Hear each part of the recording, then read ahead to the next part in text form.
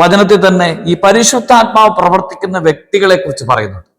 ദാനിയേലിന്റെ പുസ്തകത്തില് നബൂഖദ്നേസർ രാജാവ് സ്വപ്നം കാണുമ്പോൾ ആ സ്വപ്നം വ്യാഖ്യാനിക്കാനായിട്ട് ആർക്കും കഴിവില്ലാതെ വരുമ്പോൾ ദാനിയേൽ എന്ന് പറഞ്ഞ ജ്ഞാനമുള്ള ദാനിയേലിനെ കൊണ്ടുവരുന്നുണ്ട്.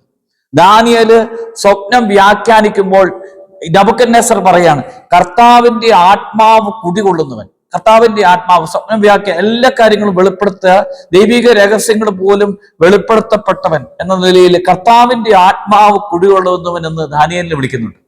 അതോടൊപ്പം തന്നെ നബൂഖദ്നേസറിന് ശേഷം അഹസ്വേരുസ് രാജാവിന്റെ കാലത്തും ഇതുപോലെ തന്നെ ഒരു സ്വപ്നങ്ങൾ വ്യാഖ്യാനിക്കാൻ ദാനിയേലിനെ വിളിക്കുമ്പോൾ ദൈവത്തിന്റെ ആത്മാവ് കുടികൊള്ളുന്നവൻ, എല്ലാ ദൈവിക ഹൃദയ രഹസ്യങ്ങൾ അറിയുന്ന വ്യക്തി എന്ന നിലയിൽ ദൈവത്തിന്റെ ആത്മാവ് കുടികൊള്ളുന്നവൻ, പരിശുദ്ധാത്മാവ് പ്രവർത്തിക്കുന്നവൻ എന്ന നിലയിൽ ദാനിയേലിനെ അഭിസംബോധന ചെയ്യുന്നു. ദൈവത്തിന്റെ ആത്മാവ് ദാനിയേലിന് എല്ലാ രഹസ്യങ്ങളും വെളിപ്പെടുത്തി കൊടുക്കുകയാണ്. മരുഭൂമിയിൽ വിളിച്ചു പറഞ്ഞ സ്നാപക യോഹന്നാനെ കുറിച്ച് കർത്താവിന്റെ ആത്മാവ് പ്രവർത്തിക്കുന്നവൻ, ദൈവത്തിന്റെ പരിശുദ്ധാത്മാവ് പ്രവർത്തിക്കുന്നവൻ, ലൂക്കായുടെ സുവിശേഷം 1-ാമത്തെ അധ്യായത്തിൽ തന്നെ അവസാന ഭാഗത്ത് എഴുതിയിട്ടുണ്ട്, ആത്മാവ് വെളിപ്പെടുന്നത് വരെ അവൻ മരുഭൂമിയിലായിരുന്നു. അതായത് മരുഭൂമിയിൽ വിളിച്ചു പറയുന്നവന്റെ ശബ്ദം